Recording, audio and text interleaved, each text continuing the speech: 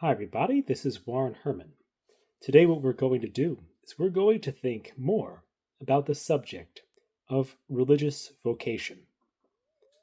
Many people struggle to figure out what it is that they're supposed to do with their lives. Especially in the Catholic tradition, people attempt to discern. Are they called to the priesthood, toward being a nun or a monk, toward marriage, toward consecrated single life, or are they supposed to remain as they are in whatever state they find themselves?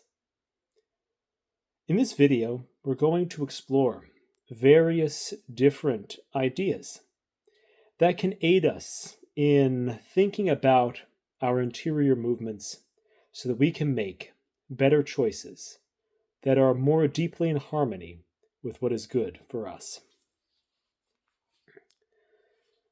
There are occasionally ads on television for beer. And in some of these ads, there may be a statement that says, after presenting this beer as great and wonderful, telling us to drink responsibly. And this is an idea that is very important because whenever we seek any good in life, we must seek it responsibly. Vocation is no different. Vocation is similar to a relationship in that it can begin with a kind of infatuation or idolization of the option of a certain vocation. Like, it would be perfect if I was a monk. I would be great if I was a monk, so on and so forth. And so this idea of drinking responsibly can give us a window into various other ideas that can aid us in thinking about how it is that we should conceive of these movements within ourselves. If we find, for example, that in our lives we tend to turn toward the monastic life as a means of, if we were in desolation, at least psychological desolation, we say, okay, things aren't working out so well, let me be a monk. If this is what we conceive of in ourselves, then we have to wonder, is this a genuine movement, a genuine interest that is being hijacked by a defensive reaction? Or is there anything else to this other than a defensive reaction? So we have to discern that. And it's not certain which way that is. We could say, as we combat these things, we can wonder, are we dealing with a kind of abstinence model where, okay, if you feel like you're down and so, okay, nothing's working out relationship-wise, so I need to be a monk. Or nothing's working out in religious life, I need to get married. It's like whichever way it works. If we have this kind of reaction and we think it is addictive in some way, or we're always thinking about it, we're kind of, now I have no more emotional pain. I don't need to play the game of life anymore. Now I'm special. I'm going off to do this. If we notice these kind of ego trips attaching themselves to our vocation, we have to wonder, do we address this through a kind of abstinence-only model, kind of like Alcoholics Anonymous, that says, okay, I have to give up my vocation because it's an addiction? Or do we go toward a model that is something like moderation management, which was another 12-step organization? Or do we take the approach of, there was another organization, Rational Recovery, or RR, and they used to have an idea which was to, rather than rely on a higher power, they would just kind of call whatever was arising their mind, telling them to drink. They would call that the addictive voice. Do we just believe that the voice of vocation in our lives is an addictive voice and just ignore it? What is the real answer here? Are we basically powerless over? Is this analogous to being powerless over alcohol and needing a higher power? Is this because basically we need to trust God rather than try to take things into our own hands by protecting ourselves with a vocation? Is that what this is about?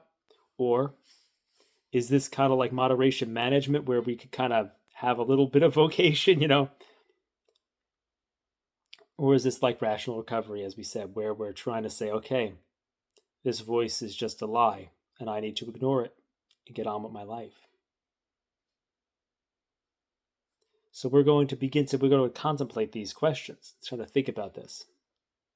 And as we do, we want to note that one of the other approaches to the treatment of alcoholism is that of Lance Dodds. Lance Dodds looks at things and says addiction is an indirect way of meeting needs that we should otherwise directly be searching for. The classic example is somebody, the boss says, you have to work overtime, and the guy can't yell at his boss. So he's all right, I'll work overtime, but I'm going to the bar afterward, So there's this sense in which, since we cannot directly confront the boss, we must compensate for it by drinking to take care of ourselves. We can't take care of ourselves directly, so we take care of ourselves indirectly. I can't manage to connect with others as a in lay life, so I'll be important if I'm a priest. Whatever it is, it's just kind of like try to find another way to get our needs met. So we have to realize, of course, that many of the ways of vocation can be purified into a direct way of meeting our needs. A marriage, or a or priesthood or monastic life, or any vocational addiction, you won't be able to function in those relationships if you're using them kind of as masks or as addictions. The difference in those other models is that alcohol is just a mask. Crack cocaine is just a mask. I mean, some people, alcohol is less of a mask than crack cocaine. Like crack cocaine, that just kind of blocks everything out. You can't have a moderate amount of crack cocaine. You can moderately drink, unless it's really extreme. And also, if we notice that in the treatment of things like relational addictions, there's never a recommendation that you should not have relationships. There's always a recommendation to be cautious about relationships and to have healthy ones.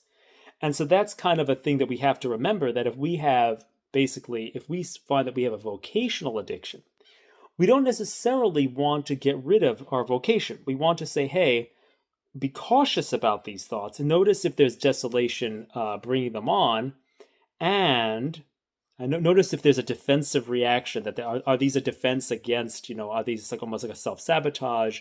Are these a way of kind of keeping your emotions at bay? This needs to be purified. And then there also needs to be this sense of saying, okay, well, make sure it's healthy. Make sure you're finding a healthy place to have a vocation. Make sure you're doing this out of love, as a response of love, realizing that you're loved and responding to that. So that's very important.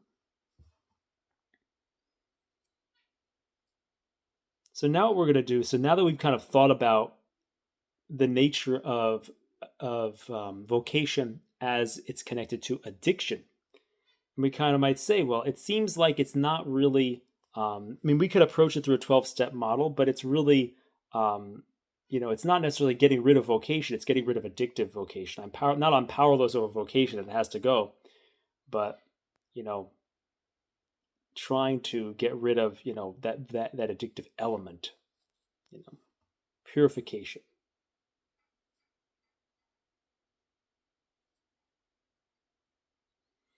Another important thought about this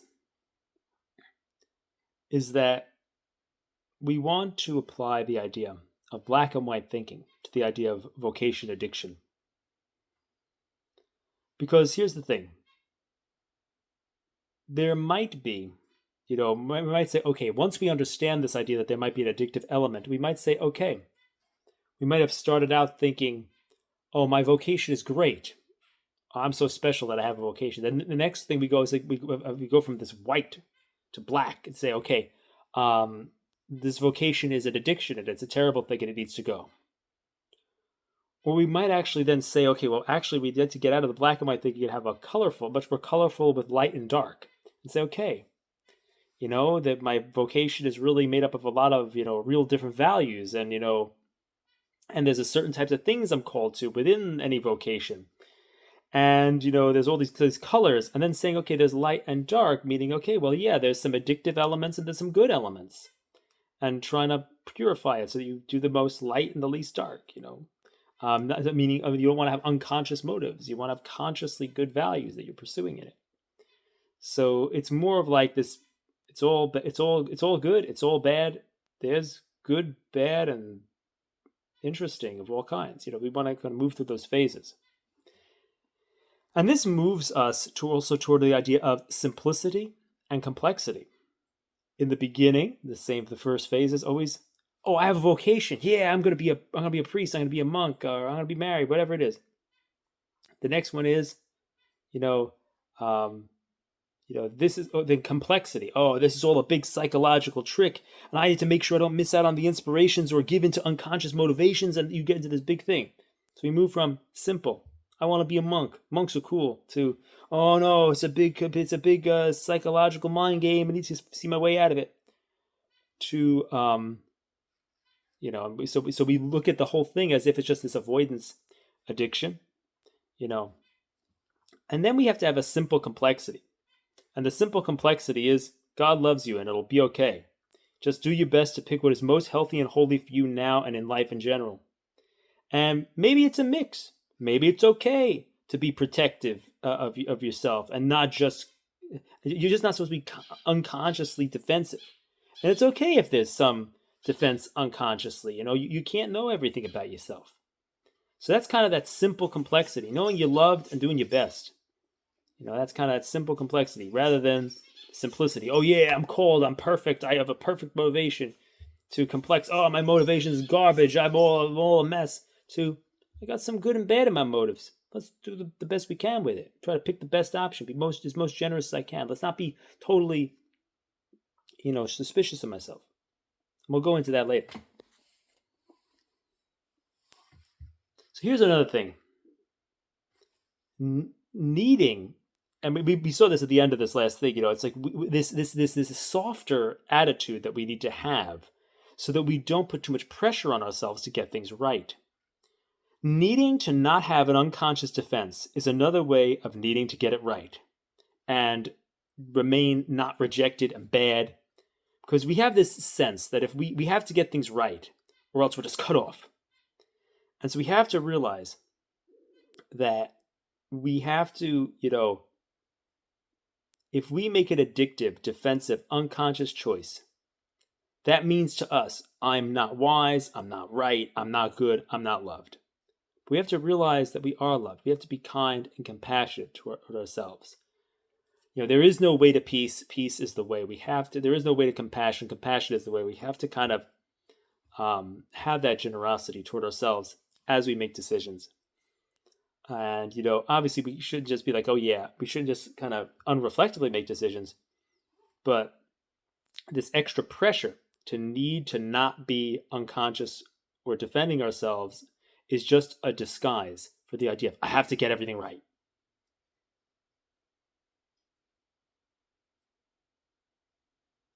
Another thing that's interesting, and I've mentioned this in previous videos, is that recently I had a shift in my understanding of what it meant that God loves us at a retreat that I went on. Before this insight, this idea that God is loving me and supporting me through all things, right? Everything that's coming to me is God's providence, and everything is God's care. Before that idea, or that realization of that, or that understanding of that, there were only addictions that I had, because there was no foundation of love. Everything was founded in fear. So everything always looked bad. It was always like, okay, well, I have to be a priest because everything is dangerous and everything is shameful and dangerous, and I don't feel loved and I need this way out. That was one way. And there's also the other part where you say, okay, I need to, and obviously that doesn't mean there's no genuine motives inside the movement. It just means that there's an ego trip attached to the general movement. I'm not saying it's all corrupt. So then there's the other thing, which is like this idea, when you look at the this thing of trying to get it right. Say, okay, I don't want to get tricked now. Oh, look, there's some ego trip attached to my priesthood things. Okay, I better not fall into any of that. That's another way of trying to get it right. So it's like you're trying to be perfect and try to do something to compensate for things. Then you're trying to, again, you're still playing the same game. Both the addiction, both like the addiction of trying to be perfect and good by being a monk, being a priest, that addictive element of vocation. I'm not saying the whole thing is bad, and trying to be perfect and avoid that addiction were both fueled by the same type of thing, by the same thing of being right, so you're not wrong and abandoned and cut off. So that's something there. As just an idea, the kind of compensations we pick say something about what we value and what we want. Just like if someone has a relational addiction, they value relationship. If someone has OCD about salvation, they value salvation. These things attach to what we value. And so it doesn't necessarily mean that if we have a compulsive thing, it doesn't mean we don't value that thing at all. It just means that our wounds have attached to it also. And it needs to be purified. And when we purify it, that helps us understand how to embrace those values, rather than have to embrace the image and the glamour of those values.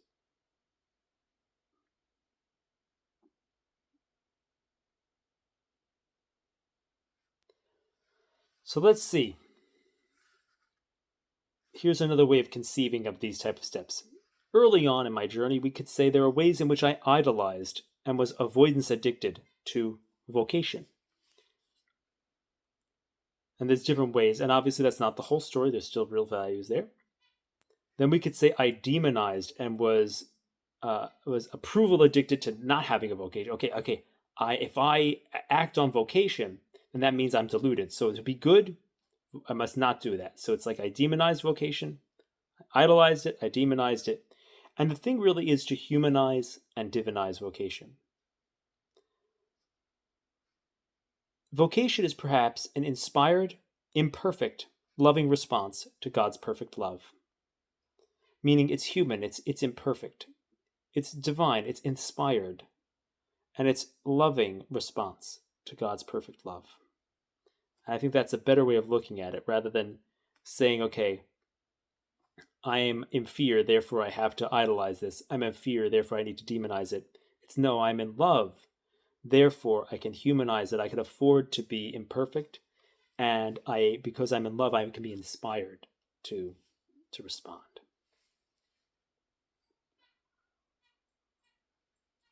We can also conceive of vocation along the lines of theology of the body.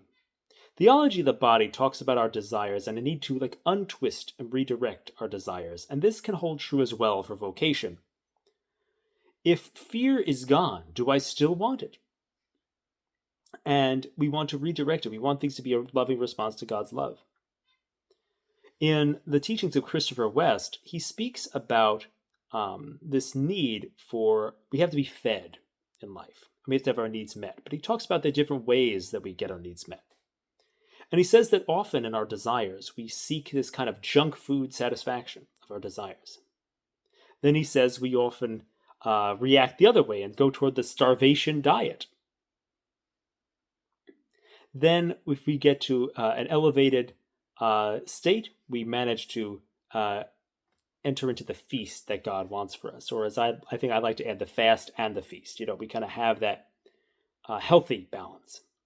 And so I think I added that. Maybe he did. I don't know. But there's this thing of if we conceive of it like this, we can look at somebody who's had this kind of maybe a concern or an obsession with vocation throughout their life. We could say that the junk food is hey, I want to be a monk. I need to be a monk. That's idolization of the vocation. Then there's the starvation diet. Oh, I can't be a monk because that's addictive. Then there's the fast and the feast. There's a thing of okay, well, we need to moderate the desire, but we also need to feast and integrate that desire and receive what is truly good and go deeper into what's good in that thing. So how do we really enter into those goods and get rid of any addiction to those goods or any misuse of them. So that's really, I think, that thing of you making a choice to be a healthy monk or a healthy layman.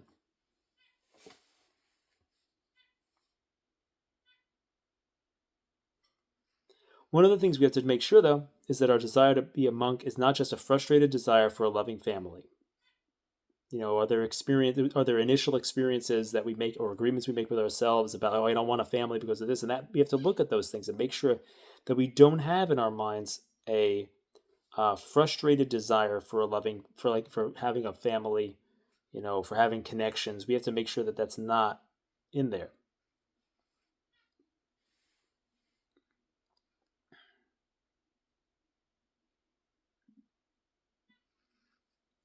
Another way of conceiving of layers of these things is I used to trust myself in my deepest desires. Now I would say then there's the phase of now we would mistrust and try to outsmart our deepest unconscious motives.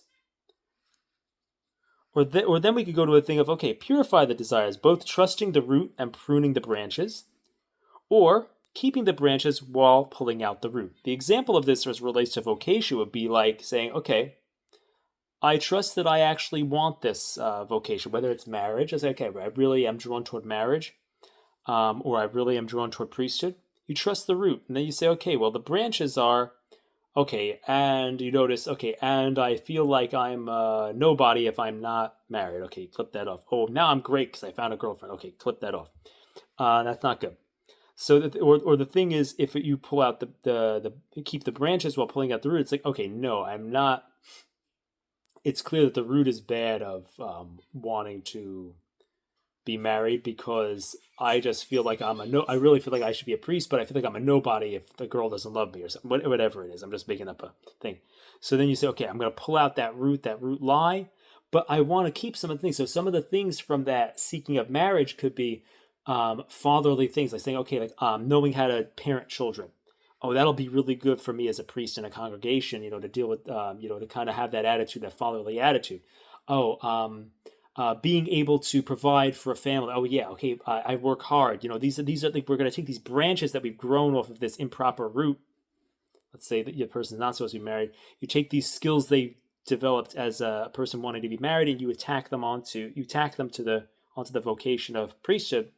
In the same way, you could say if somebody is trying to be a priest, but they realize that that's a fake root, that's just like a lie. Okay, I'm not good if I am married, even though I really want to be married. They get rid of that thing. They say, oh, but I know how to pray.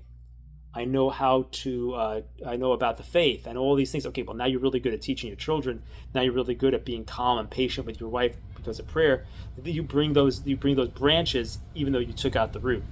And of course, like it could be the other way around. It depends on how it is. You have to say, you have to kind of discern whether you're in a situation where you keep the root and cut off the branches, or keep the branches and cut out the root. That's kind of the thing. But there's always something to be salvaged from a addictive vocation option, or from any of our dabbling in either one.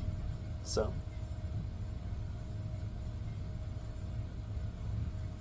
and here's just a thought experiment.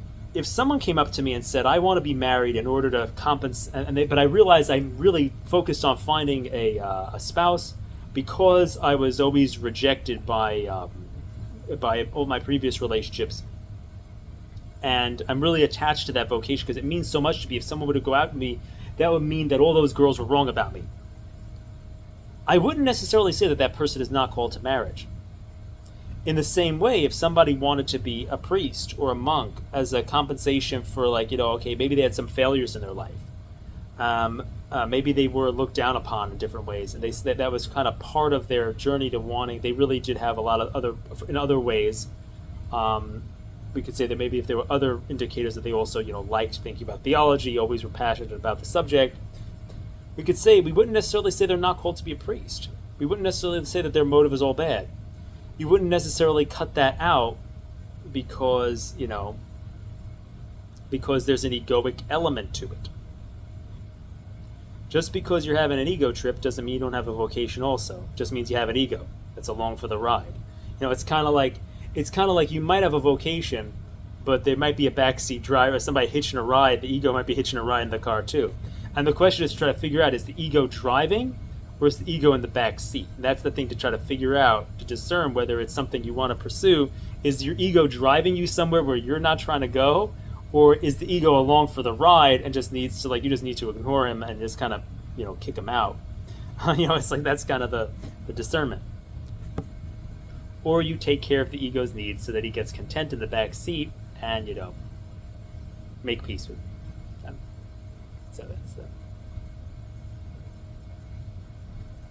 But overall, in those situations, we wouldn't say that you definitely must do the opposite. Like, we wouldn't say to that guy, okay, well, because you're so attached to finding a wife, you must be a priest. Or we wouldn't say to the guy, because you're so interested in being a priest, you must find a wife. You can't throw the baby out with the bathwater. We do need to get rid of, however, we do need to fully get rid of the improper attachments to these things, though. Because or else we won't function well in those roles, and these improper attachments will hamper our abilities to function.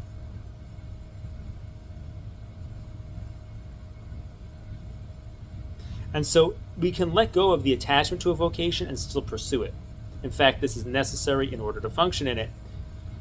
And, this means that, the kind of acting against our attachments can be done essentially, this is a way of talking about this, this could be done proximately but not remotely. So, for example, it doesn't mean you have to say, overall, I'm not going to do this option. Overall, I'm not going to get married even though I want to get married. Or I'm not going to be a priest even though I want to be a priest. But proximately, you could say, okay, I'm going to let go of the attachments of being married even as I pursue being married.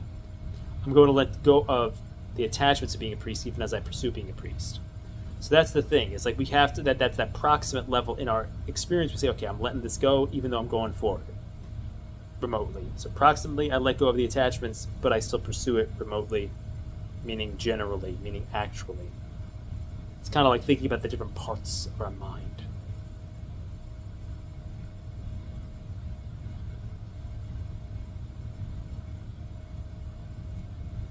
Another way of conceiving of vocation is to think about the TV show Star Trek. Captain Kirk is one of the original characters, in Star Trek.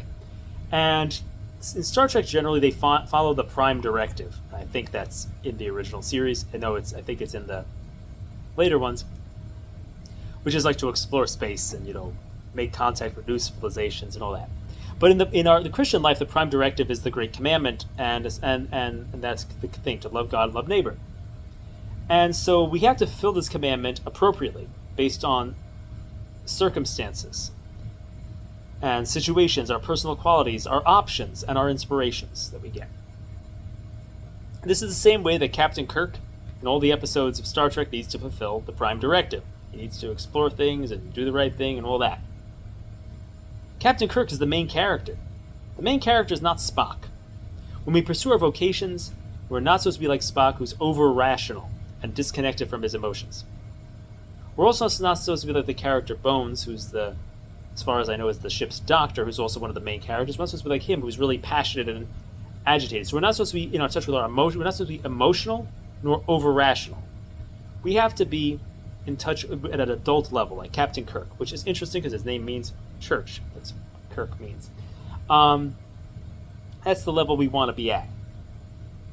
And Kirk, depending on the episode, he chooses to be either on the bridge of the ship, directing it as captain, or he chooses to go down with the away team to the surface of the planet, or so on and so forth. And that's kind of analogous to us choosing the kind of hierarchical role in priesthood, for example, or religious life, or the lay role on the away team, going down to the planet.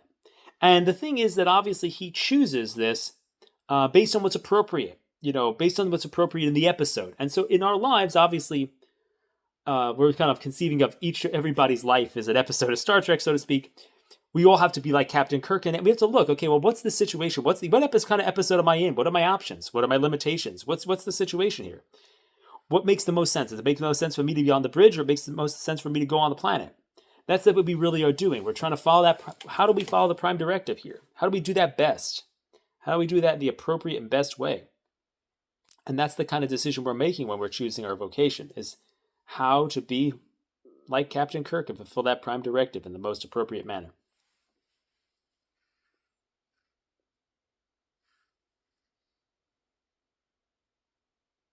Another idea in terms of vocation is analogous to the treatment of illness in the TMS community. TMS stands for tension myositis syndrome.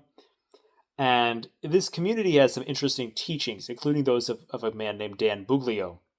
Dan Buglio has very interesting ideas, and one of his ideas is to make a distinction between the acute types of treatment and the chronic types of treatment. Understanding that often we need, like, so for example, if we break a bone, we often need a cast, but a lot of times pains and chronic pains are often kind of a more psychosomatic thing. So sometimes if we have an over obsession with something with vocation, this is much more analogous to the chronic type of issues that are mentioned that Dan Buglio mentions. And so an actual vocation is much more analogous to that normal medical treatment.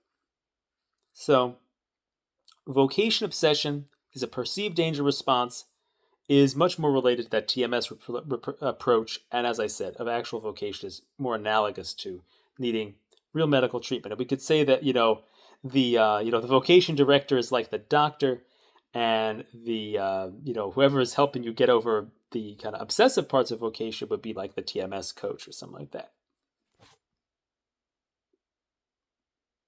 And of course, an acute and a chronic strategy are both part of real medicine.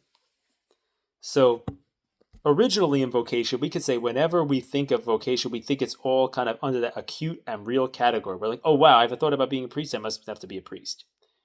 But then the next thing you say, okay, maybe it's all just a chronic obsession. It's all just a perceived danger response. It's all just because it's this mechanism of perceived danger. All of a sudden, I think of this way of escape. But the final thing is maybe it's both. Maybe there are elements because of our fallen nature. It's like that's going to be the way it is because, you're not going to have a mind that doesn't have, like, so for example, if you get a diagnosis, you're always going to the diagnosis is always going to have an extra effect. It's always going to have some way in which, if you say, oh, you have this disease, you're going to go, ooh, you're going to wince. So there's going to be an effect of the disease and an effect of wincing.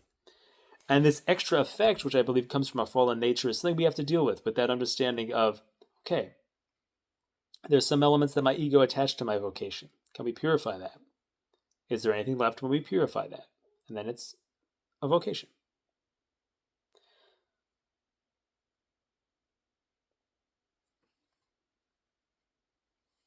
Before, we spoke about this idea of vocation as proximate and remote.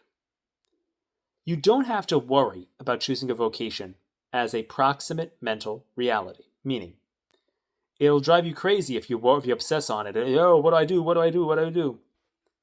Let go of that in your mental experience, but in general, in your intentions, understand that remotely you should be concerned about it, but not proximately. If you worry about it proximately, all you get is crazy and not be able to come up with an answer. If you think about it remotely, you detach from the outcome. You try your best to figure it out.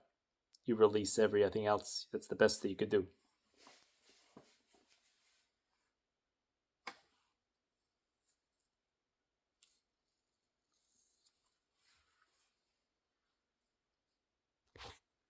Dan Buglio often speaks about how we don't want to do things that reinforce a sense of fear. We don't want to, for example, when we're dealing with primarily an illness that's TMS related, we often, if we take supplements, if we take all these things, the supplements and these methods of trying to fix the thing, all these treatments are actually ways that kind of stir up the issue. Because it makes us more agitated, because agitation is the cause, fear is the cause, so we make more fear by taking a treatment. And the other thing that he said as a remedy for this is sometimes we do, like, let's say symptoms really flare up terribly, maybe we do take a pill, maybe we do take a supplement, but we just do that lovingly as a care for ourselves, with the understanding that it's not because there's something wrong with us, that it's not that the perceived danger is not true, but also there's a way in which sometimes, like, he may say, okay, well, don't worry about eating healthy. Let's say you have a fear of, oh, I'm gonna, like my own situation with intestinal stuff. Oh, if I have to make sure I eat the right thing, or else if I eat this and that, then I'll get sick with my intestine. Well, no, that's gonna create the stress that creates the problem with the intestine. Of course, I should generally choose to be healthy and eat good foods. That's good. That's not a danger response. That's because, as they say, maintaining order rather than correcting disorder. That's the main thing. That's okay to be proactive, but not reactive.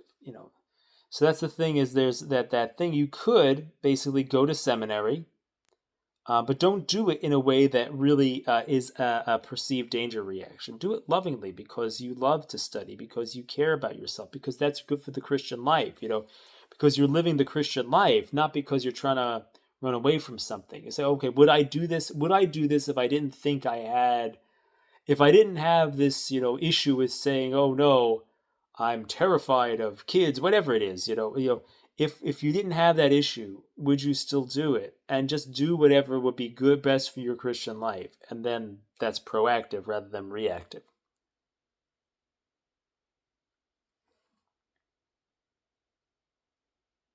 Now that we've begun discussing perceived danger, we also have to begin to understand that unsafety is partly true. The dangers of the world are somewhat real. The world is unsafe. Like a real sense, the world is unsafe. That leads to a kind of bad vocation, which is a perceived danger symptom. The world is safe leads to the loss of vocation, because then you kind of have this kind of another illusion. But the world is unsafe, but you are safe in God, leads to a proper vocation. You could say, hey, there's dangers, but God's with me, so I love God, and I'm going to choose what makes the most sense for me. So that's kind of a way of thinking about that.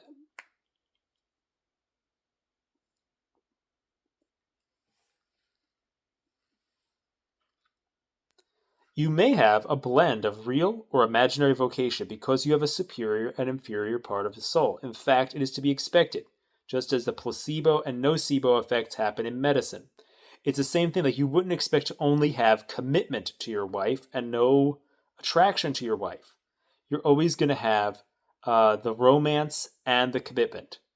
There's always going to be real and imaginary. The thing is, the real question is, which is driving which? If it's all imaginary and not real, then it's delusion. If it's all real and not imaginary, well, probably it's not any. Maybe it's not even healthy. You probably need to really have that thing. It needs to be like rightly ordered. Like, it needs to be a deep perception of the good while being committed to that good, rather than just being, hey, this is great for me. You know. But generally, we need to let go of imaginary and embrace the actual. You know.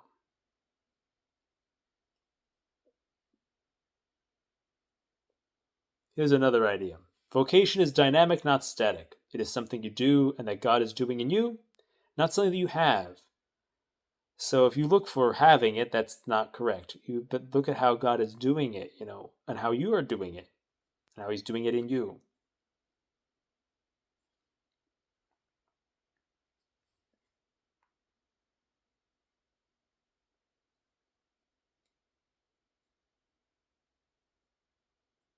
We've mentioned this before, but over here,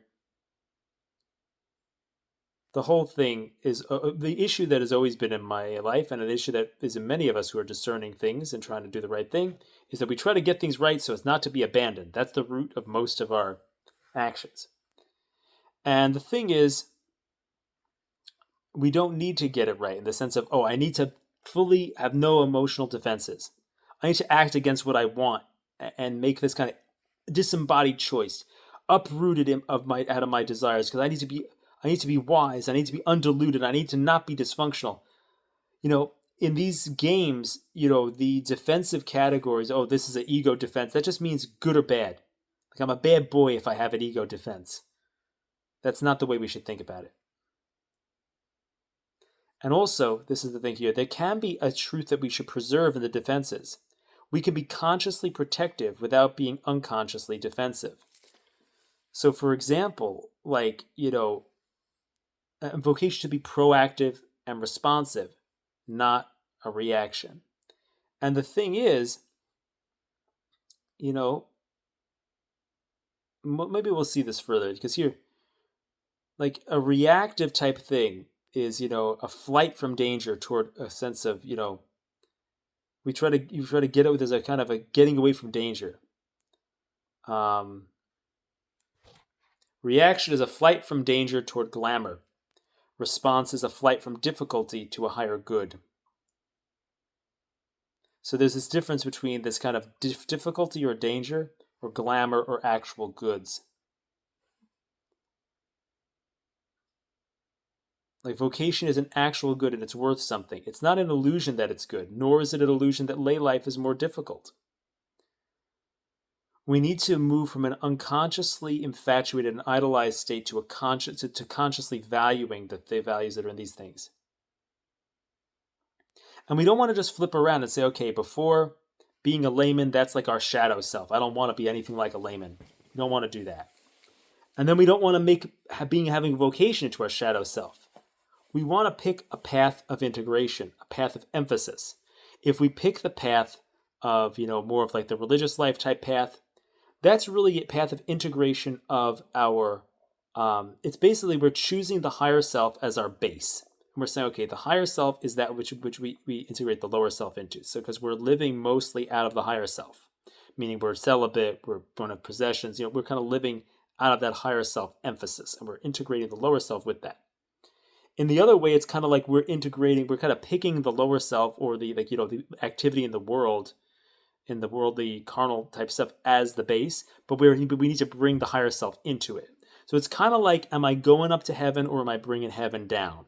That's kind of the vocational choice. Like, am I kind of while on earth living more in heaven as a religious, or am I going to try to bring heaven down to earth as a layperson? And the thing is, there's a way in which one is kind of superior to the other, but also that one might be more suitable for other people. And there are blended options of kind of, consecrated people in the world, which, there might be a reason why someone might pick that based on their specific mission and purpose in the world.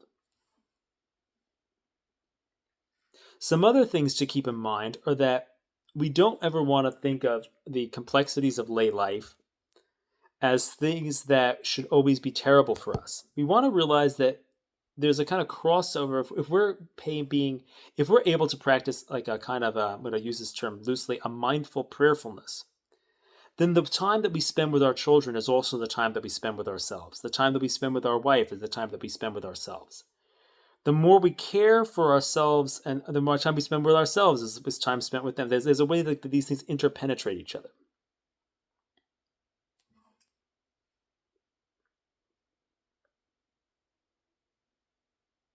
The last thing I want to say here is that we don't want to be overly careful perceiving danger. We don't want to be carefree ignoring danger. We want to be caring, being generous with God and others, while making sure that we take care of our humanity and our human needs and are protective and providing for ourselves. And that helps us understand this thing. We don't want to be we don't want to be overly careful. We don't want to just be improperly carefree. We want to be truly caring. That's how we want to discern. And discernment is really always its vocation is something we discern every day. It's according to the normal way we function. Like good works proceed from charity. That's how it is. It's just normal. So that's really a thing. If we think about this thing a different way, we should conceive of the vocation is the normal way our mind works. It's the sense that, okay, like it's the way prayer works.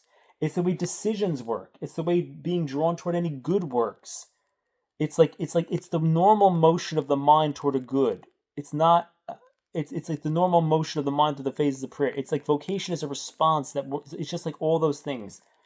Just like good works proceed from charity. It's just all these, it's all the normal things of the Christian life. It's integrated. It's normal. And it gets deepened and it's renewed daily.